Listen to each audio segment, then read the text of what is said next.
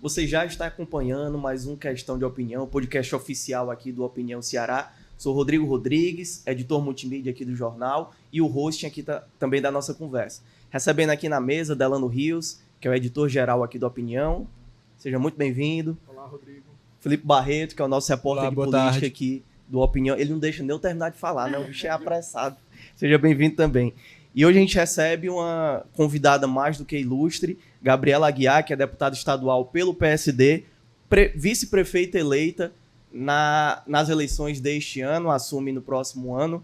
Também é geriatra, mestre em ciências médico-cirúrgicas pelo UFC, é professora de geriatria e atua como membro do corpo clínico dos hospitais Valdemar de Alcântara e o HGF. Seja muito bem-vinda, que a gente tem uma conversa proveitosa aqui também. Muito obrigada pelo convite, Rodrigo, Felipe, Delano e a todos que estão aqui nos acompanhando. Vai ser uma honra conversar com vocês um pouco.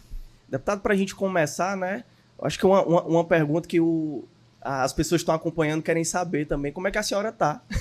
Né? Depois de uma eleição tensa, né? Uma eleição complicada, que exigiu muito esforço também. Como é que estão esses primeiros dias no pós-eleição aí? Estou muito bem, a minha filha Sara hoje faz 1 mês de vida, está saudável, ganhando peso, em aleitamento materno exclusivo. Eu digo que essa foi a minha maior vitória. E a Sara teve a honra de nascer nesse período de campanha. Ela nasceu 2 dias antes do primeiro turno e dividiu a mãe com a campanha no segundo turno, mas a gente conseguiu mostrar que Fortaleza é uma cidade pelas mulheres e para as meninas e para as mulheres. Então, eu estou muito feliz e venho esses dias, todos os dias praticamente, conversando com jornalistas como vocês, concedendo entrevistas e também escutando cada vez mais as pessoas. Legal. Bacana. A gente queria perguntar exatamente sobre essa rotina, né? O deputado, você... Acho que de quem estava envolvido com a campanha, acho que meio todo mundo escolheu passar uns dias meio de descanso e tudo, assim, e parece que a deputada não parou, né? Assim, tanto, inclusive, não só a gente vê com a mão na massa, inclusive em relação a essa futura gestão, né? Eu queria saber como é que está sendo as suas atividades, assim, né? O que é que você está fazendo nesse momento? Está focada na gestão ou ainda está com o pé lá no parlamento? Eu estou focada realmente na gestão. A gente vem trabalhando tanto com vocês, né, com os jornalistas, como com as pessoas que colaboraram conosco na campanha e estão desejando colaborar também na gestão. A gente também está tirando esse tempo para ficar mais perto da Sara. Estou sempre... minha noite é uma criança, né? Com a Sara, que está mamando, e aí eu tenho que tirar o leite para que a gente possa estar aqui otimizando o tempo. E tenho estudado também bastante. Existem manuais de transição, existem maneiras mais científicas de fazer essa transição, e eu tenho também estudado um pouco sobre isso. Eu sempre brinco que natureza de nerd, ela se mantém em qualquer circunstância. E aí eu estou ocupando meu tempo bem nesse trabalho mesmo. Deputado, entrando mais para essa questão da gestão, né, para os próximos 4 anos, a gestão de Fortaleza, você vice-prefeita eleita, eu queria perguntar como estão sendo os trabalhos para começar uma transição, né? A gente viu ali que o Evandro já tentou o primeiro contato. Eu queria saber, o prefeito Sarto já deu retorno. Como é que está também dentro do grupo da chapa, né, do grupo do Evandro, da senhora, definir quem vão ser os coordenadores da transição? Como está todo esse processo? O Evandro está viajando, mas mesmo em viagem para descanso físico e mental, ele está coordenando essa integração do grupo de transição. Ele aguarda esse contato com o prefeito atual, o Sarto, para que a gente possa começar os trabalhos. Eu imagino que no decorrer dessa semana ou no início da próxima a gente deve estar anunciando como será feita essa transição. Ele até chegou a falar que você vai ter um papel importante, né, nessa transição. Eu acho legal também a gente explicar um pouquinho para a população qual a importância desse momento, né, até para entender como é que está a gestão do atual prefeito Sarto, né, o que vocês já podem começar a implementar já neste ano para facilitar a partir de 2025. Sim, a transição é um momento em que a gente evita que a cidade perca recursos ou perca prazos por conta de um processo que poderia acontecer somente em janeiro. A gente sabe que, do ponto de vista federal, a maioria dos recursos, as destinações, os contratos são feitos até o final do ano. A gente fala que muito acontece na última semana de dezembro em Brasília. Então, nesse momento, a gente já tem que estar com os contratos revisados, os contratos da prefeitura revisados, com os orçamentos revisados, para que a gente possa se preparar para receber em janeiro já trabalhando e não dando diagnóstico. Como sou médica, eu sempre faço esse comparativo. Esse é o momento do diagnóstico certeiro para que a gente proponha um tratamento definitivo. Então, a gente vai diagnosticar provavelmente até final de novembro, início de janeiro, início de dezembro, desculpa, para que em janeiro a gente já tenha um tratamento proposto. O deputado, você falou dessa natureza meio nerd, você disse já está estudando esses manuais e tudo. Eu queria lhe perguntar sobre uma outra lição que eu imagino que você deve ter tido, que você é de uma família política, né? De políticos, na verdade, tradição política, e sua mãe é prefeita, né? Prefeita reeleita, e assim, então essa experiência, eu acho que ver a gestão de um município é uma coisa que você tem uma experiência, você ter visto literalmente dentro de casa, né? Ou quase transferindo sua casa para um gabinete lá, assim. Eu queria saber se tem também essa lição de casa, assim, em relação ao administrativo, tem dicas, tem essa troca com a sua família em relação a isso? Sem dúvidas, Delano. A minha mãe foi eleita pela 5ª vez prefeita de Tauá. Também foi considerada a melhor prefeita do estado, tem uma experiência em gestão muito conhecida no estado do Ceará. Eu sempre falo que na minha casa, política e gestão é discutido no café da manhã, almoço e jantar. Se não gostar, nem sente.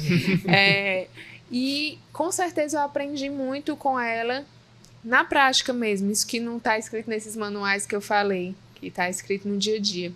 E é um grupo que, com essa experiência, vai também trazer para Fortaleza muitas dicas do bem fazer administração. A gente tem uma meta, eu e o Evandro, de ser reconhecido como a melhor gestão da história de Fortaleza. Então, a gente vai precisar muito do conhecimento de pessoas que são bem avaliadas. Posso fazer a pergunta? O Evandro, ele deu uma entrevista recente falando que o perfil dele, né, não é um perfil de um gestor que já existiu, né? Que é um perfil diferente. Enfim, ele se diferencia dos gestores que já passaram pela prefeitura. Você, como vice-prefeito, qual o perfil que a Gabriela quer ter, almeja ter, e a gente vai poder avaliar também como imprensa, né, como eleitor de um modo geral? Eu quero ter um perfil muito técnico, trazer o que eu tenho de experiência na minha formação, que tenho uma formação aqui no Ceará, em São Paulo, fora do Brasil, na França. Eu quero poder trazer essa parte técnica para colaborar e trazer muito a minha parte humana, a minha sensibilidade como força, a minha serenidade como força e, sobretudo, a presença. Eu quero ser muito ponte entre a população e a gestão. E isso é disruptivo na história do Ceará e de Fortaleza, porque normalmente serenidade, sensibilidade, humanidade não são consideradas qualidades de um gestor. E eu quero trazer isso como uma qualidade, a força da mulher através dessas características. Serenidade, sensibilidade, humanidade são força. Gabriela, ainda sobre a sua atuação como vice, né? Sua futura atuação como vice nos próximos 4 anos. O Evandro tem dito que vai querer uma participação sua também, talvez até mesmo na secretaria, né? E a gente tem casos, por exemplo, aqui em Fortaleza, o atual prefeito tem como vice o Elcio, que além de vice-prefeito é presidente do superintendente do Implanfor, né? O Instituto de Planejamento de Fortaleza. A Jade também no estado é secretária das mulheres. Então, como você vê o Alckmin é ministro também da indústria, como você vê essa situação? A senhora gostaria também de ser secretária ou superintendente, enfim? Eu sempre tenho dito que eu sou pau para toda obra. O que eu quero é trabalhar bastante para ajudar Fortaleza. Fortaleza está num estado em que a gente precisa que todos os atuantes, todos aqueles que façam a gestão, estejam presentes e atuando de maneira firme. Então, eu acredito que quando o prefeito Evandro ele fala isso, é porque a gente não tem como mais ter o vice somente para substituir o prefeito quando o prefeito não puder estar em algum evento ou ele estiver viajando. Não, o vice precisa estar realmente com o pé no chão da fábrica, que eu digo, ajudando a trabalhar em todas as áreas. Por isso que é tão importante que a gente tenha esse diagnóstico agora para entender qual área eu posso ajudar mais efetivamente o prefeito Evandro. Mas essa é uma decisão dele. A gente precisa deixar claro que o prefeito é o nosso líder. Então, ao receber o diagnóstico e que a gente vai propor o tratamento, a gente vai ter, com certeza, a definição do meu papel com mais detalhamento. O deputado, eu queria que você comentasse, você falou dessa sua formação, de como ela vai contribuir para a sua atuação. Em relação especificamente o caso da saúde, né? Eu queria que você comentasse um pouco como é que você vê o estado da saúde de Fortaleza. Foi um dos temas, até que, mesmo que ele não tenha sido o mais discutido nas eleições, porque acho que a segurança acabou que monopolizou muito, mas esse tema foi um tema muito discutido desde o ano passado, foi tema de conflitos entre o atual gestor e o governo do estado, né? E eu queria que você comentasse isso como vice-prefeita eleita, né? E também como médica, né? Porque eu acredito que você tem um olhar que de fato não é o olhar de quem não tem essa experiência. Por exemplo, a minha formação não é essa, então acho que o médico ele consegue ver algumas coisas ali num sistema de gestão pública da saúde que é diferente, né? Como é que você tem visto a saúde hoje? O que é que você já olha para a saúde? O que é que você acha que isso aqui tem que melhorar? Você estando numa secretaria como essa? Ou não, enfim, você vai ter voz dentro da gestão. A saúde de Fortaleza, ela enfrenta um grande desafio. Primeiro ponto, a gente não tem a cobertura em estratégia de saúde da família que necessita. Então, nós temos cerca de 50% de cobertura. A gente precisa aumentar a cobertura, ou seja, a gente precisa aumentar os profissionais, as equipes. E eles precisam de estrutura adequada. Então, eles precisam trabalhar em postos de saúde com estrutura adequada. E eles precisam de insumos, ou seja, medicamento, material, que sejam perenes, ou seja, que não fique faltando. Existe um tem, mas está faltando, isso não pode acontecer em nenhuma unidade. Então, a estratégia de saúde da família é algo que precisa ser fortalecido. Para além disso, existe a equiparidade de profissionais. Existem alguns programas de saúde da família que tem um médico enfermeiro, mas não tem um dentista. A falta, por exemplo, do dentista é algo que é muito importante. Para além disso, a gente tem uma demanda crescente da população de ter alguns especialistas atendendo nos postos de saúde, pelo menos uma vez por semana, fazendo um link, por exemplo, como ginecologista, para a gente falar um pouco melhor da reprodução da mulher, como psiquiatra, que a gente tem uma dificuldade, então, como pediatra, é algo que as pessoas pedem muito quando a gente vai visitar as comunidades.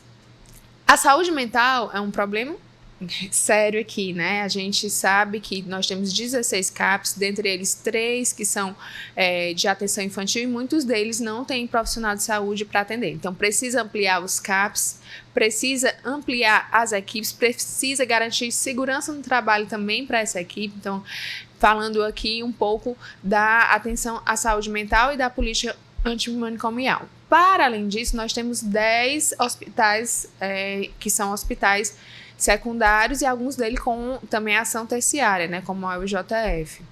A gente precisa reabrir muitas emergências que foram fechadas, a gente precisa trazer o Hospital da Mulher de volta para a mulher, trazendo alguns tratamentos que são específicos, como para fibromialgia, endometriose, reprodução humana, algumas nuances da gestação de risco também. Hoje é muito difícil para mulheres que têm doenças de gestação de risco ter atendimento em Fortaleza.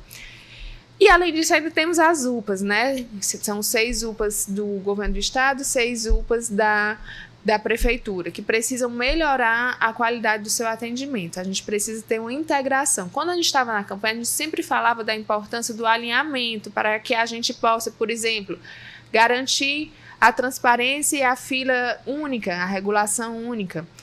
A gente possa fazer compra conjunta de medicamento e fazer a distribuição correta das medicações, barateando o custo e garantindo essa perenidade. Então, eu sei do enorme desafio que a gente tem pela frente. Não vai ser fácil. A saúde não tem preço, mas tem custo. E existe também a necessidade de, a nível nacional, a gente discutir a tabela do SUS, porque a gente sabe que ela é defasada. Então, assim, é muito grande. Você acha que é o maior problema da prefeitura hoje, essa área da saúde? Olha, eu digo que eu não falo nem da prefeitura, eu sempre falo o maior problema de Fortaleza é a desigualdade social. E para combater a desigualdade social, a gente vai falar do acesso à saúde, né? Como o acesso à educação e como a geração de emprego e renda. Então, a gente tem sido categórico para dizer que combater a desigualdade social passa pelo tripé: acesso à saúde, acesso à educação, e aí a gente vai falar das creches, da educação em tempo integral e a geração de emprego e renda. Deixa eu só... Esse ponto é importante. Um pouquinho antes da eleição, uma pesquisa do Datafolha questionou isso da população, né? O que o gestor tem que fazer no primeiro dia de gestão. E aí a primeira resposta é colocar remédio nos postos de saúde. Algo imediato, algo concreto, né? Desses inúmeros desafios que você falou, e a gente sabe que ainda está nesse momento de levantamento, né? Que vai entrar nesse momento de levantamento da situação da prefeitura, dos números mais detalhados, né? Mas a prioridade nesses 3, 4 primeiros meses dessas coisas que você citou, né, dessas ações que você citou, o que primeiro a gestão vai mirar nesses primeiros meses? É garantir que o acesso à medicação e a melhora das filas, né, algo também que as pessoas estão extremamente sofridas, esperando 3, 4 anos por uma mamografia. Eu acho que é algo que a gente tem que ter uma resposta emergencial. Então, por isso que eu tenho frisado a importância da gente fazer a transparência das filas com a fila única, com o estado do Ceará, porque geralmente as pessoas estão em 2 filas. Elas vão para uma UPA do município, entram numa fila. Vão para a UPA do estado, entram em outra fila. E elas não sabem como é que vai ser a previsão. Então, elas não podem nem se programar. Então, eu acho que essas 2 feridas, elas precisam ser tratadas com urgência, para dar dignidade para as pessoas, porque o que as pessoas precisam, que elas me pedem quando eu ando nas ruas, é dignidade. Não é nada mais que isso. Gabriela, eu queria continuar um pouco nessa questão da saúde, né? Porque como o Delano disse, como a pesquisa do Datafolha mostra também, é um tema que está realmente muito em pauta, e esteve em pauta, inclusive, antes mesmo da campanha, né? A gente teve alguns casos aqui em Fortaleza, como o caso do CRIO, que gerou ali, né? Sim. Que teve um corte de recursos, gerou um rebuliço na base do Sarto. Teve também o caso do JF, que aí também envolve segurança pública, né? Mas Santa Casa, né? Exato, a Santa Casa também, né? Com falta de recurso. E, assim, uma das críticas que o prefeito Sarto faz aí ao governo do estado é que não existe tem o problema do alinhamento, né? A gente sabe que ali em 2022, depois do rompimento PDT e PT, teve essa quebra de alinhamento, e aí muitas políticas públicas que são feitas ali de forma conjunta acabam sendo, não sei, né, deixadas de lado. E também o Sarto faz uma crítica muito forte ao número de pacientes que vêm do interior para Fortaleza, né, que são atendidos aqui em Fortaleza. Então eu queria saber para a senhora qual a importância realmente de um alinhamento entre a Prefeitura de Fortaleza com o governo do estado, especificamente na questão da saúde, né? Bom, o estado do Ceará tem procurado descentralizar a atenção à saúde. Então, por exemplo, no politrauma, que é o que mais traz paciente para o IJF, foi construído hospitais, o Hospital do Vale do Jaguaribe, Quixeramobim, com atendimento em politrauma, com o objetivo já de reduzir essa transferência, porque o ideal é que o paciente se trate perto de casa. Além disso, há um repasse, que isso acontece independente do alinhamento, né? O governo do estado repassa 72 milhões para Fortaleza e o Ministério da Saúde 800 milhões. A saúde de Fortaleza atualmente custa 1,3 bilhão. Então, nós podemos ver que essa boa parte vem do recurso do Ministério da Saúde e também do governo do estado do Ceará. Mas é claro que quando a gente tem um alinhamento, as coisas fluem com mais facilidade. O exemplo claro é essa da compra de medicamento, que o Fortaleza perde a oportunidade de comprar medicamento mais barato, comprando junto com o estado, por conta que não há um alinhamento. O caso da Santa Casa também é um que a gente viu que a dificuldade do diálogo impediu que avançasse melhor as necessidades dos pacientes. Então, eu acho que, principalmente nesses pontos que foram pontos que foram debatidos porque não estavam tendo um fluxo normal pela dificuldade do diálogo, se a gente vai conseguir melhorar com mais facilidade e fluidez. Vocês querem continuar nesse tema saúde? Pode.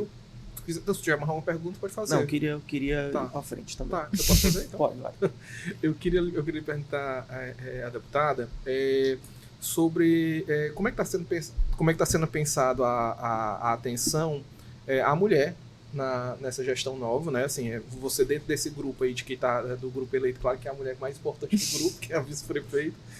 E foi um tema que foi muito importante, né? Assim, alguns analistas acham que inclusive ajudou a definir a eleição, né? Essa questão da abordagem da mulher. O André Fernandes, que era o opositor de vocês, tinha aquela fala lá sobre o feminicídio.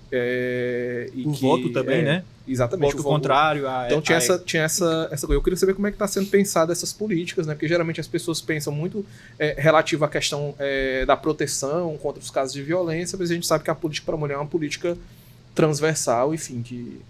É bem maior do que somente combater a violência de gênero. Mas primeiro tem que assumir que existe a violência de gênero e que ela mata mulheres. Então, acho que foi muito importante, sim, na campanha a gente deixar isso muito claro. Assim como mulheres que exercem mesmo cargo, mesma função, que os homens merecem ganhar igual. Isso aí a gente parte do basal.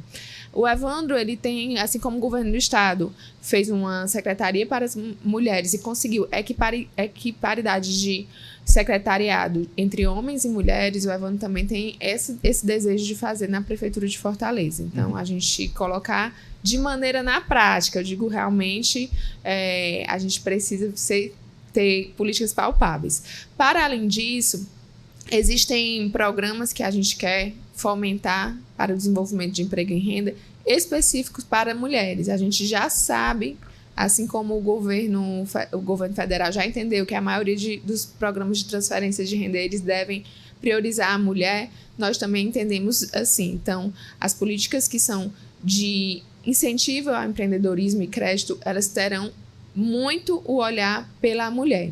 Além disso, a gente tem um compromisso do Evandro de fazer a Casa da Mulher de Fortaleza, não é? De aderir ao Ceará por Elas, em termos de políticas para prevenir a violência. Então, é oportunizar as mulheres para gerar emprego e renda e, sim, combater a violência de gênero. Pode ir.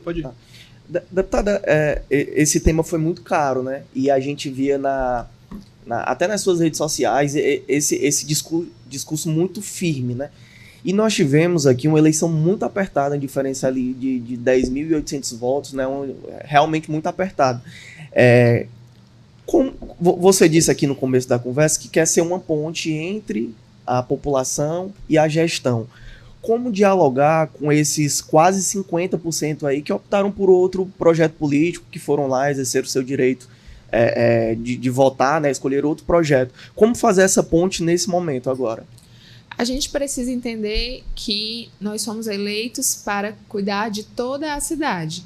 Então, a gente precisa entender o que as pessoas viram na outra candidatura que atraíram, que, de fato, será que foi?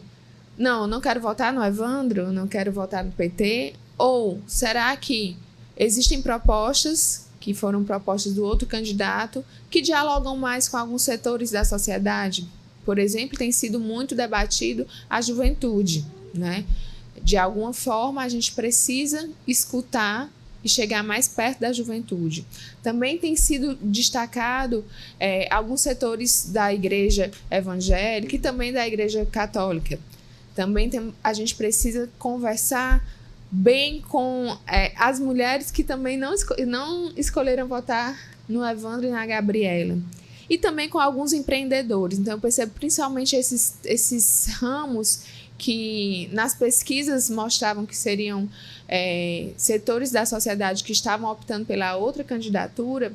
A gente precisa entender o que havia de rejeição ao Evandro para que a gente possa propor políticas públicas que agreguem a todos. Na nossa gestão, o ideal é que a gente consiga agregar a todos, ser um poder também do diálogo e da moderação, para que não haja exclusão em Fortaleza. Eu acho que também ninguém aguenta mais tanta briga e tanta polarização. As pessoas querem resultados. Então, a gente precisa escutar quais são os resultados que elas querem. Deputado, pegando esse gancho da senhora, deputada, como a senhora acredita que uma gestão poderia dialogar com esse setor da sociedade, né? Esses que a senhora falou, os evangélicos, os católicos, as juventudes. Como poderia ser, quais ações a prefeitura poderia fazer para que esses setores se sentissem ali, talvez, contemplados, né, pela gestão? Bom, primeiro passo, existem vereadores que foram eleitos, assim como a chapa majoritária. Então, eu acho que é papel também do Evandro, que tem um poder articulador de união reconhecido, sentar com todos os vereadores para conversar. E entender se é oposição por oposição ou se a pessoa tem algo realmente palpável contra a candidatura do Evandro. Em relação, por exemplo, o Evandro aos setores cristãos, né? O Evandro é um católico praticante, assim como eu, e a gente não teria dificuldade de conversar com os diversos setores cristãos. Então, eu acho que é algo que é um caminho de entrada. A juventude também, eu acho que a dificuldade com a juventude talvez tenha sido a nossa maneira de comunicação, né? Eu acho que o nosso opositor teve a capacidade de conversar mais nas redes como TikTok e redes jovens. Então, a gente também precisa chegar para conversar com eles. E aí eu acredito que a gente precisa melhorar nas redes, sim, mas eu acredito muito nas presenças mesmo, né? A gente está onde os jovens estão e que a gente possa escutá-los e entender o que é que eles entendem como a oportunidade. Muitas vezes, quando você traz uma oportunidade sem escutar o jovem, ele não entende aquilo ali como uma oportunidade. Então, eu acho que vai ser esse o caminho do diálogo. Não é um caminho rápido, mas é um caminho perene. E eu acredito que é esse o caminho. Gabriela, só para... Deixa eu só complementar essa. Porque essa minha é nessa linha também. Vai lá. É porque você falou num ponto que eu queria que você comentasse, que você fala do diálogo, é uma coisa, inclusive, que o Evandro fala muito. Inclusive, é uma marca do Evandro. O Evandro é conhecido como um cara de diálogo na Assembleia. E eu queria saber, assim, como é que num diálogo você tem uma escuta, mas também você tem a fala, né? Então, assim, o que é que vocês têm a falar? Porque tem temas que me parecem que eles apresentam certas distorções. Por exemplo, essa questão da juventude, eu me pergunto até que ponto, às vezes, ela não entra como uma rejeição da maturidade ou da própria velhice, né? Então, assim, tem uma valorização de uma juventude como se fosse naturalmente uma coisa mais saudável, uma coisa melhor, né? Assim, você pegar o André tem 26 anos, o Evandro, para usar as palavras dele, tem idade de ser pai do André, então tem essa coisa. Mas a gente vê que tem perfis diferentes. Eu estou lhe chamando de senhora pelo cargo, pelo respeito, pela liturgia, digamos assim, mas você é bem jovem, né, assim, tem uma experiência grande, né, com diplomas que me parece que são mais críveis do que de alguns candidatos, mas eu queria que você falasse também assim, do que você tem a falar, porque às vezes me parece que existem valorizações de algumas coisas, assim, existem algumas demandas de setores que são meio absurdas, né, assim, por exemplo, a questão religiosa, eu acredito que quando começa a querer se meter na vida dos outros, também aquele momento de, assim, entendo que os setores são importantes, mas eles também têm a sua importância e também tem o seu lugar, tem as suas possibilidades, assim, a gente não pode também... E da juventude eu vejo muito isso, assim, o que é que vocês têm a falar nesses momentos de diálogo, né? Eu acho que são duas coisas que precisam ser respeitadas. Primeiro, tem o limite da ciência, né? Então, eu acho que esse é um limite que tem que ser muito claro. A gente respeita a ciência. Então, se a gente vai discutir algo que não está respeitando a ciência, aí a gente já não tem como avançar. E o segundo é o respeito a todas as pessoas. Então, a gente não vai poder discutir inclusão da juventude fazendo etarismo com idoso, né? A gente não vai poder desrespeitar uma parcela da população para poder atender o desejo do outro. Eu acho que isso é fazer política, é construir ponte mesmo. Quando a política acaba, é guerra ou conflito. Então, eu acho que o Evandro tem muito essa capacidade e eu também enxergo em mim essa capacidade. Talvez tenha até uma entrada em alguns setores pela juventude, pelo fato de ser mulher. Então, talvez a gente pode se complementar, né? Onde talvez a minha idade e o meu gênero tenha mais dificuldade de entrar, o Evandro possa fazer a ponte, e quando for o contrário, eu posso fazer a ponte. Eu acho que também foi isso que a gente acertou nessa chapa. Deixa eu só fazer um questionamento em relação a isso também. Que assim, pelo menos a gente ficou surpreso com o quanto a campanha foi violenta em alguns momentos, assim. Discursivamente, mas também questão violência física, né? E aí eu lembro de um episódio ainda no primeiro turno, que a campanha você estava grávida ainda, né? E arremessaram, se eu não me engano, foram ovos, né? Jogaram ovos. A militância paga mesmo, jogar assim, uma coisa absurda no dentro de um campo democrático, né? Como você recebeu esse momento, né? E como superar essas feridas nesses próximos meses de campanha? Porque a gente sabe que tem um tempo ali em que a gestão ela tem mais poder, vamos dizer assim, né? Por conta justamente da eleição. Queria que você comentasse esse episódio também. Olha, eu não sou de guardar rancor, nem o Evandro. E eu acredito que o mal pelo mal se destrói. Quem nada tem, nada dá. Então, para mim, isso é passado. Bola para frente e vamos trabalhar para construir uma Fortaleza melhor para todos. Assim, realmente eu nem guardei nada. Deputada, a senhora chegou a citar em sua fala recente sobre o papel do legislativo, né? Desse diálogo do executivo com o legislativo. E aí é importante a gente citar também que o Evandro, quando ele foi eleito, ele tinha um apoio de 23 vereadores contra 20 que estavam com o André, né?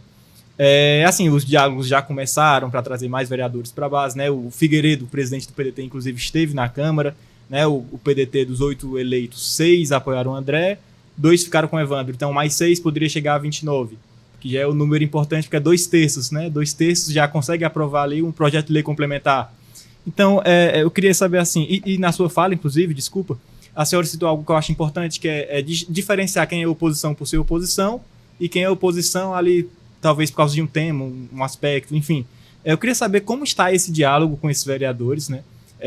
A gente sabe que o PDT deve estar muito ali por conta do André Figueiredo, mas com os outros partidos também, como está esse diálogo? Já tem um diálogo para tentar trazer mais vereadores para a base do Evandro?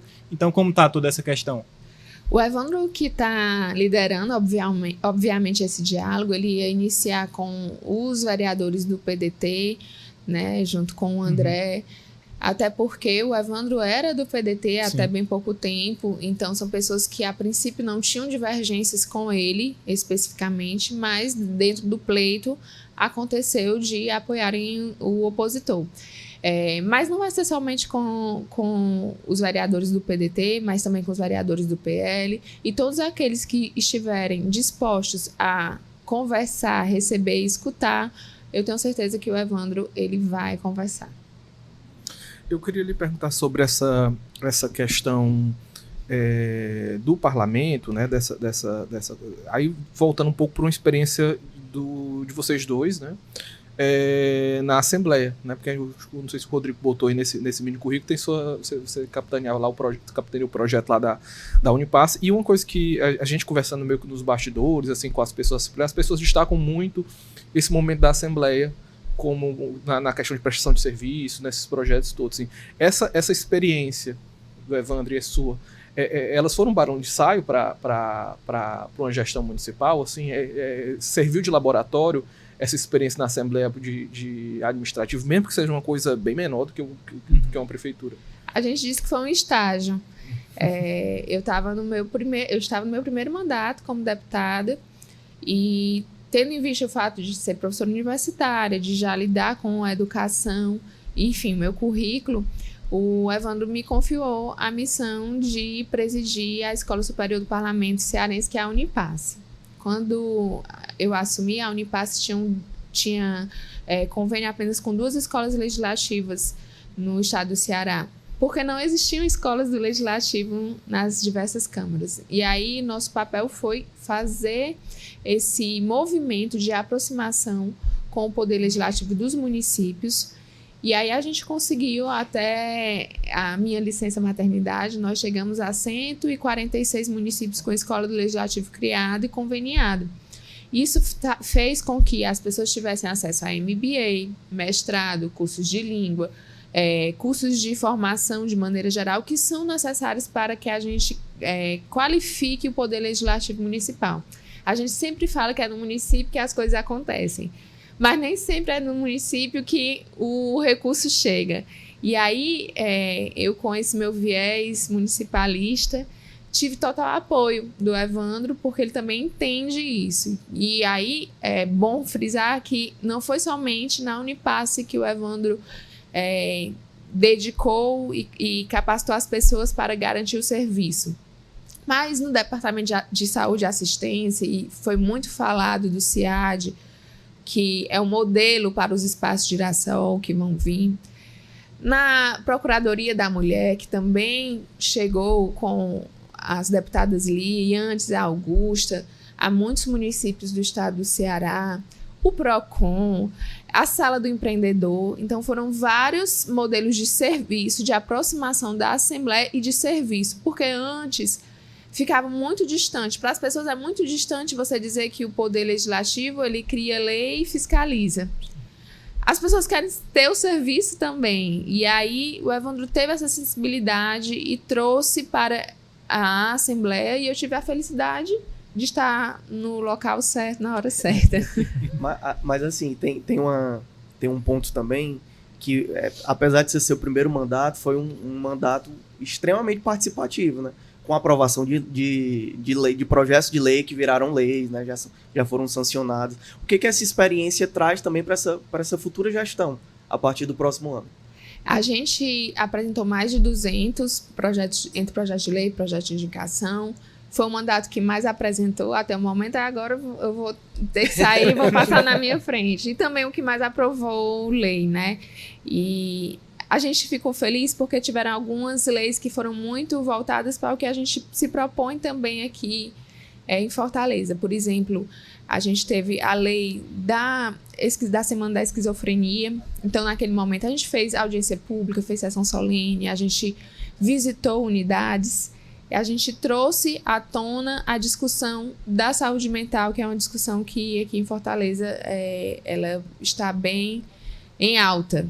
A gente também aprovou o Outubro Prateado, eu sou geriatra, então a gente também veio trazer para Fortaleza a discussão da política para a pessoa idosa, que é algo que a gente tem, e eu digo que eu tenho até o slogan desde que eu entrei na geriatria, que é Fortaleza cidade para viver e envelhecer.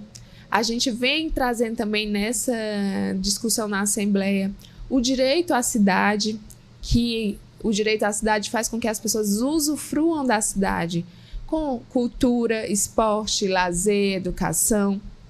Então, é uma visão sistêmica também da cidade como algo do pertencimento do cidadão. Tenho felicidade aí, já vai para Tauá, de ter dado a Tauá o título de capital cearense do carneiro. E por que isso é importante? Porque a gente tem a experiência dos arranjos produtivos locais. Então, Tauá hoje tem o maior rebanho de ovinos e caprinos do estado do Ceará, é o terceiro maior do país, tendo o setor mais organizado do país, o que mais cresce. E aí a gente traz essa experiência também para Fortaleza da organização dos arranjos produtivos locais, entendendo que a geração de emprego e renda, ela vem também com você enxergar as vocações da cidade que você habita. Então, eu acho que foram essas as principais experiências que esse meu período de 2 anos no Parlamento Cearense trouxeram para mim para que a gente possa contribuir em Fortaleza. O deputado, eu queria que você comentasse sobre esse momento que nós estamos passando, esse momento político e o que representa a vitória dessa chapa, né? Porque me parece que essa gestão do Evandro, ela vai mostrar também o primeiro, pelo menos o primeiro grande caso assim, de um pouco de um rearranjo que a gente teve das forças políticas do Estado, né? Você tinha um grupo muito forte que estava junto até certo tempo, aí depois teve aquele racha do PDT, que passou 2 anos numa briga que parecia que tinha fim, e aí inicialmente até se imaginava que a vice em Fortaleza ficaria com o PSB, que era esse grupo dos antigos pedetistas, liderado pelo Cid Gomes, e na verdade lá não sei se posso falar de disputa, né? Mas enfim, na definição do que foi, na verdade a cadeira ficou com o PSD, né? Você a deputada representante de uma família que tem histórico na política, mas também de um grupo que está muito forte politicamente no Ceará, muito sólido, que é o PSD, né? Eu queria saber como é que você vê o que é que vai ter diferente nesse arranjo político que a gente não viu ainda, de repente. Fala-se muito da continuidade desse grupo, é um projeto que tem muitos anos, que está em poder no Ceará, mas a gente sabe que, na verdade, ele não está inteirinho, direitinho, como sempre, né? Acho que a gestão de Fortaleza, nesse sentido, é um novo momento, que pode, inclusive, prenunciar algumas coisas para 2026. Olha, primeiro não houve disputa. É um grupo de 8 partidos que tinha que enxergar qual era a maneira de ser mais competitivo. E ainda bem que a gente enxergou, porque vocês viram o acirramento que foi essas eleições. E o PSD é um grupo forte. Eu tenho a honra de ter sido a pessoa do PSD que fui indicada, fui escolhida para estar ali pelo prefeito Evandro Leitão. Eu sempre falo, na época que ele me convidou, eu disse, gente, escutar muitas ideias de como seria essa vice. Eu disse, não, o próprio prefeito ele tem que ter direito de escolher a vice dele, e ele teve esse direito atendido, né? E partiu também disso, dessa experiência que nós tínhamos na Assembleia, de ter trabalhado juntos, de me ver trabalhar, de ver minha produtividade. Nem aqui vocês contratam uma pessoa sem saber a experiência dela. Imagine um vice-prefeito que você precisa ter confiança, você precisa acreditar no potencial daquela pessoa. Então, esse é o primeiro ponto. O segundo ponto é que agora a gente vai ter que mostrar o jeito do PSD de administrar. E eu acho que é agora mesmo que a gente vai fortalecer os nossos laços, porque é nisso que o PSD faz bem e se destaca no estado do Ceará, com gestões muito bem avaliadas, com prefeitos reeleitos e com uma capacidade boa de articulação política. Então, eu acho que é agora que nossas relações vão se fortalecer. E eu digo mais, a gente tem a obrigação de dar à Fortaleza a maior gestão de todos os tempos, porque agora nós temos esse alinhamento. Deputada, eu queria voltar um pouco para sua experiência no Legislativo e aí queria que a senhora fizesse análise também do que a senhora vislumbra para a Câmara, né, para a presidência da Câmara Municipal de Fortaleza. Porque existe já uma disputa, tem alguns nomes colocados, e aqui não quero que a senhora cite nome preferido ou não, mas quero que a senhora explique o que o próximo presidente da Câmara tem que ter de característica, como ele deve se comportar para que ele possa ajudar realmente a gestão. Porque, como a senhora já disse, né, é muito importante esse diálogo entre o Executivo e o Legislativo. Mas se quiser citar também. Se quiser citar... Vou deixar isso daí pro prefeito eleito, tá certo? Mas o que eu enxergo que o presidente ele vai ter que ser parecido com o Evandro, na maneira de agir e lidar. O Evandro, presidente da Assembleia, né? Sim. Então tem que ser uma pessoa serena e firme ao mesmo tempo, uma pessoa capaz de dialogar com diferentes ideias e ideologias e uma pessoa capaz de entregar serviços. A Câmara de Fortaleza também tem que trazer, da maneira como a Assembleia trouxe, que a Alessia trouxe, tem que ser arrojada na prestação de serviço para as pessoas. Porque a gente tem andado bastante nos bairros e o que eu percebo é que os vereadores que são líderes mais firmes são aqueles que conseguiram trazer serviços palpáveis para a população. Então, é assim que eu enxergo o próximo presidente da Câmara de Fortaleza. Deputada, eu queria responder se dentro desse momento que o grupo está passando, de construção, já efetivamente da construção da gestão, apesar da Prefeitura de Fortaleza não ter aberto a porta para vocês entrarem, mas você falou que já tem essas articulações. Se esse tema é um tema que você tocou agora, que ele está sendo debatido, que é essa questão da comunicação, porque me parece que teve uma questão nessa eleição que foi fundamental, né? Essa questão de como é que as coisas são comunicadas, de como é que os problemas são compartilhados, né? Acho que até esse tema da violência, que ele monopolizou tanto as atenções nas eleições, quando você faz uma pesquisa de opinião, ele não é o problema que mais preocupa as pessoas. A saúde geralmente lidera, a educação lidera, assim. É curioso sempre nas pesquisas, e aí só que tem aquela coisa, né? Onde é que os opositores, eles podem bater mais, eles vão ali tentando procurar aqueles lugares e tudo. E me parece que tem uma guerra mesmo digamos, de comunicação, de informação, né? De fazer parecer que uma gestão é melhor ou pior do que o que ela realmente é, né? Assim, essa questão da comunicação, ela está sendo discutida ou ou tá passando em branco? Não pode passar em branco de jeito nenhum. Mas eu digo mais do que uma comunicação de parecer, é uma comunicação da gente chegar perto das pessoas mesmo, de conseguir manter um diálogo próximo. E isso, a gente precisa de muita tecnologia de informação. Então, eu acho que vai passar um pouco, né? É um período que todos os políticos vão passar um pouco. E aí a gente pode dar um exemplo do prefeito do Recife, o João Campos, que ele tem sido um prefeito do campo progressista, mas que consegue se comunicar bem com as pessoas. Como é que ele vem fazendo isso? Preciso me aprofundar mais, mas conversei um pouco com ele. É muito semelhante à avaliação de satisfação. Então, se você vai para um paciente consegue ser atendido num posto de saúde, será que a gente não consegue ter tecnologia de informação para saber se o atendimento dele foi bom ou não? Para saber se ele conseguiu marcar o exame dele ou não? Será que isso é tão difícil com a tecnologia que a gente tem hoje? Isso é uma maneira de se comunicar. É diferente de você só fazer pesquisas de opinião, pesquisa parecido com pesquisa de campanha a cada 2 meses.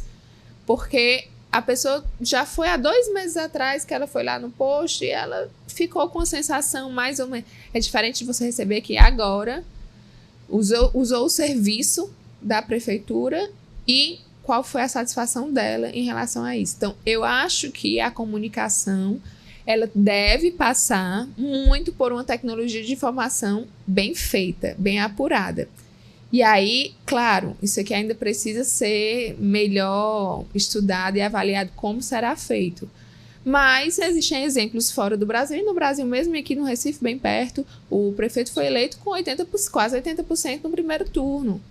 Ele consegue se comunicar usando as redes sociais e consegue se comunicar com as pessoas, assim, coisas simples. Por exemplo, achei muito interessante um que eu vi, que era as pessoas tinham uma necessidade de espaço para brincar para as crianças e moravam numa comunidade que não tinha praça, que não tinha rua, que não tinha espaço verde, e elas conseguiram construir casa na árvore em paredes que antes eram totalmente pichadas, trazendo humanização e devolvendo o desejo da população. Então, assim, eu acredito que investir em tecnologia de informação para que a gente fique perto das pessoas, não escutando só meia dúzia que consegue chegar até o paço municipal, ou meia dúzia que consegue chegar até um vereador e dizer que está ruim determinado posto, por exemplo. Não, mas tentando escutar todos e fazendo uma verdadeira big data dessas informações. Tem algum exemplo, assim, fora dessa tecnologia que você fala, de uma tecnologia mais concreta, né? Que as pessoas possam avaliar os serviços e tal. Vocês pegaram alguns... Tem algum modelo, assim, a ser seguido que a gente pode... Esse que eu falei é um aplicativo lá do Recife, que tem todos os serviços que são feitos após a utilização do serviço. O usuário é convidado a avaliar, né? Chama os NPS também, que são muito utilizados em saúde. Existem vários modelos mundo afora. A gente tem que ver a nossa realidade, o que é que se aplica, né? Mas é algo que é palpável e fácil de realizar. Não sei se vai ser barato, a gente tem que estudar. Mas isso já está em discussão, essa ação? Sim, eu já discuti. A gente foi uma discussão ainda muito inicial, né, no momento da vinda do João Campos a Fortaleza. A gente ainda precisa aprofundar mais com esse diagnóstico, ver quem seria responsável por isso, né, para que a gente mantenha o uso dessa informação de maneira adequada, porque isso é parecido com, eu digo, com ciência, com pesquisa científica, tem que saber interpretar também, para poder dar o resultado para a população de maneira adequada. O Evandro colocava até a qualidade do asfalto, né? Que é uma coisa mensurável também. Muito visível, né? É nessa ideia É nessa mesmo, ideia, né? De ser mais palpável, né? Porque, assim, dizer que tá ruim, de maneira geral, não é uma maneira inteligente e efetiva, né? É muito vago às vezes, né? E, assim, essa coisa que você falou, uma coisa que eu achei interessante, que acho que é uma preocupação, que é você ter o dado e aquele dado retornar para alguma coisa, né? Porque a gente já viu experiências, às vezes públicas, assim, que às vezes a informação até tem, só que ninguém usa, né? Assim, você tem um grande banco de dados que não serve para nada e tudo assim. Ele realmente tem que voltar para as gestões têm que estar atentas a coleta do que se tem, né? Às vezes a gente vai para os cantos e responde tudo. Hoje, assim, a tecnologia, a gente é rastreado em tudo, né? A gente todos sabem tudo da nossa vida, mas às vezes parece que não retorna. Maneira. Olha, eu vou lhe dizer uma coisa que me surpreendeu um pouco quando eu comecei a estudar as ciências políticas, assim, né? Em medicina, se a gente vai utilizar uma medicação, ela é estudada em várias etapas, até a fase 4, e sempre estudando o custo-benefício. Então, eu nunca entendi como o uso do dinheiro público para uma política pública ele podia ser baseado no achismo. Eu acho que ele está ruim. E depois não ser também testado, né? Porque, por exemplo, a fase 4 de uma medicação, quando a gente coloca ela no mercado, ela ainda está em avaliação e vai ser avaliada durante ainda algum tempo e pode ser retirada do mercado se ela não for efetiva ou se a segurança dela não for boa, se ela causar mais efeito ruim do que efeito bom. Isso tem que ser feito também na política pública. Olha, a gente fez essa política pública, a gente investiu tanto, qual foi o retorno dele para a população? Será que é tão bom esse tratamento mesmo? Será que eu não tenho que trocar de tratamento? Então, eu acho que a gente precisa ter essa humildade, que eu acho que isso é humildade, de respeitar essas avaliações e investir de maneira correta o dinheiro da população. Perfeito. Quando a gente analisava aqui os cenários, antes mesmo da eleição, a gente falou que desse grande arco de alianças em torno do nome do Evandro Leitão e do seu nome, e que levou vocês, inclusive, para o segundo turno, né? A gente não sabe, se não tivesse esse arco tão forte de alianças, se vocês teriam conseguido chegar no segundo turno pela competitividade que foi essa eleição. Essa ideia que você tem, que é uma ideia mais técnica, né? É algo mais palpável para a população entender, inclusive. Ela é abraçada pelos demais partidos, pelos demais nomes que compõem esse arco de aliança. Como é que você vê essa situação? Eu posso falar do Evandro, com quem eu discuti isso. Eu não posso dizer para vocês que eu tenha discutido com todos os partidos, presidentes do partido. Mas o Evandro tem essa ideia de que o secretário, por exemplo, um secretário dele, ele tenha sempre esse perfil técnico, que ele tenha a capacidade de gerir e interpretar dados e dar soluções baseadas no conhecimento técnico. Esse é o desejo do prefeito eleito Evandro Leitão. Então, eu acredito que o restante dos partidos, entendendo que ele é o líder dessa conjuntura e vai ser o prefeito, deve seguir o desejo do prefeito. Deputado, eu queria fazer aqui, continuando nessa questão da política partidária, né? E trazendo um pouco o gancho que a senhora falou do João Campos, que ele tem lá, ele conseguiu se reeleger com 80% dos votos, né? Não tem uma oposição muito forte. E aí eu queria trazer essa questão aqui para Fortaleza, porque o Evandro, eu acho que tem uma questão, não sei como a senhora enxerga, mas acho que tem uma questão prejudicial em relação a ele, a como a população vê ele, que é a questão do partido, né? Assim, não do Evandro em si, mas como a população olha ele, porque a gente sabe que existe um antipetismo muito grande e que às vezes é feito até de uma forma cega, né? Assim, mais pensando com o fígado do que com o cérebro. Então, como a senhora vê assim, os próximos 4 anos da gestão do Evandro? A senhora acredita que mesmo ele estando no PT, que é um partido que tem uma oposição tão forte e, como eu estou colocando, às vezes cega, é possível ele chegar, assim, por exemplo, no exemplo do João Campos, e ter uma reeleição em primeiro turno, de pegar ali, sei lá, 80%, 70%, 60% das intenções de voto? Aí é jogar cartas, né? Eu ainda não tenho essa habilidade, não.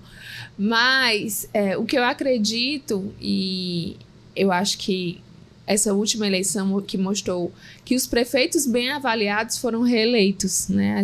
Essa foi uma eleição em que 80% dos prefeitos que eram bem avaliados foram reeleitos. A maior parte no Brasil foram do meu partido, do PSD, 883, um partido que trabalha com metas e resultados.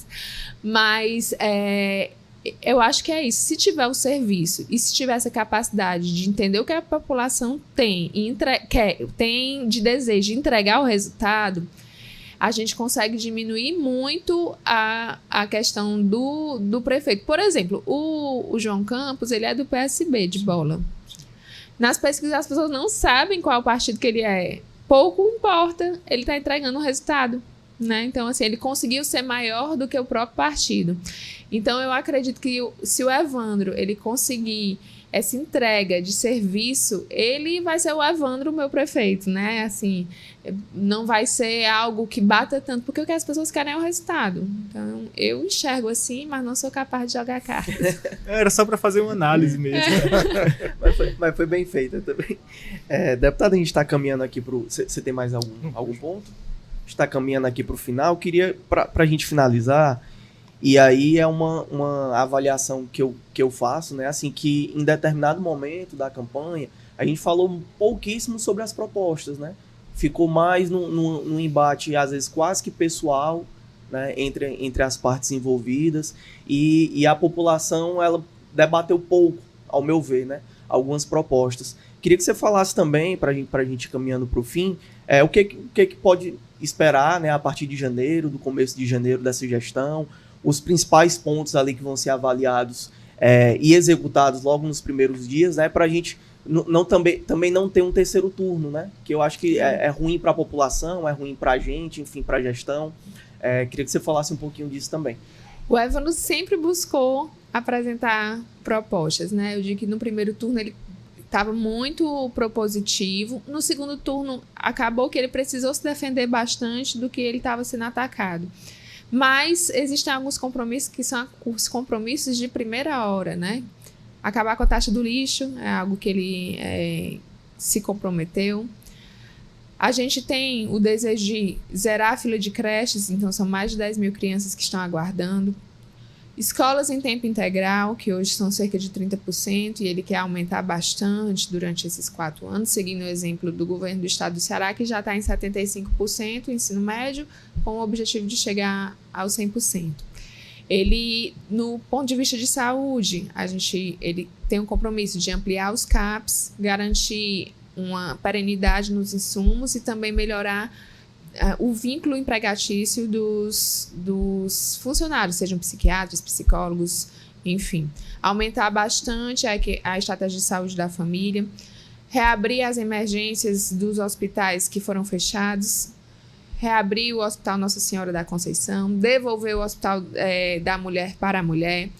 Do ponto de vista de segurança pública, ampliar a Guarda Municipal, fazer o pelotão da Guarda Municipal, trazer esses funcionários também para estarem em praças, em postos de saúde, em escolas.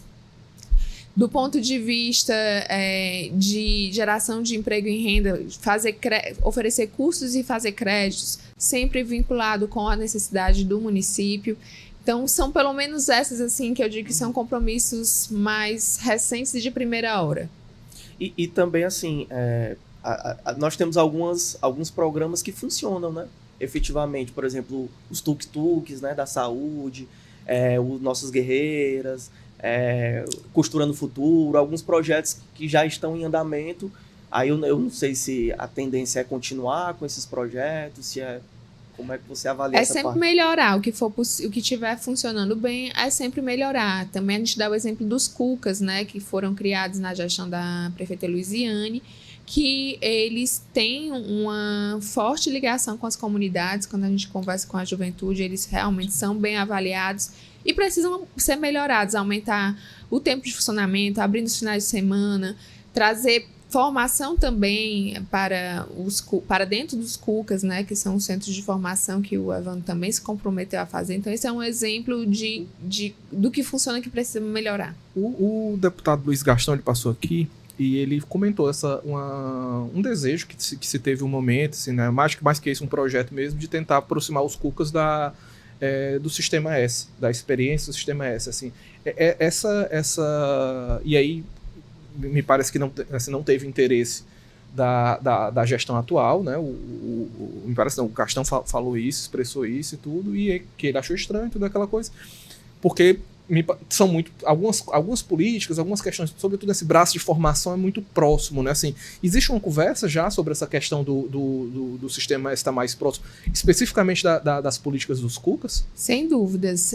Inclusive, nos municípios em que o sistema ele chegou junto, trazendo a formação, a gente teve redução de desemprego e aumento do empreendedorismo. Porque tem uma visão muito voltada para a necessidade do comércio, daqueles que empregam também. Então, por incrível que pareça, hoje em Fortaleza, muitas vezes as pessoas contratam pessoas de fora porque tem dificuldade de encontrar uma mão de obra qualificada aqui. Então, para mim, isso é inaceitável. A gente precisa oferecer os cursos baseado também na necessidade do mercado. E o Sistema S ele tem essa missão também, tanto para facilitar para os comerciantes, para as pessoas que estão aqui no setor de bens e serviços, a conseguirem dentro de Fortaleza o profissional com a mão de obra qualificada, quando a gente tem uma quantidade enorme de pessoas querendo se qualificar para um local que de fato elas consigam um emprego. Então, eu acho que foi uma pena não ter sido utilizado antes. Perfeito. Deputado, queria agradecer a sua participação em nome de todo o grupo, né? Desejar boa sorte também nessa nova empreitada aí, que Boa deve gestão. ser um desafio, uma boa gestão, né? E fica o convite também para uma próxima oportunidade, a senhora vir, né? A gente conseguir conversar um pouco mais sobre os projetos, dessa vez já em andamento, Já como né? vice-prefeito, Já né? como Já vice-prefeito, Com o né? secretário, possivelmente. E a gente agradece demais a sua participação aqui no jornal. Eu que agradeço, passou rápido, realmente a gente precisa conversar muito mais e eu tenho certeza que na próxima vez eu já venho trazendo boas notícias. Muito obrigada. E a gente que agradece. Obrigado também pela participação Obrigado. de vocês. Essa conversa completa, você acompanha a repercussão dela nas nossas redes sociais, no nosso site também. Se você ainda não segue, né, siga o nosso trabalho. A gente publica, né, conteúdos diariamente aqui, tudo sobre política, economia, o que de mais importante acontece aqui no Ceará. Muito obrigado pela participação. Até uma próxima.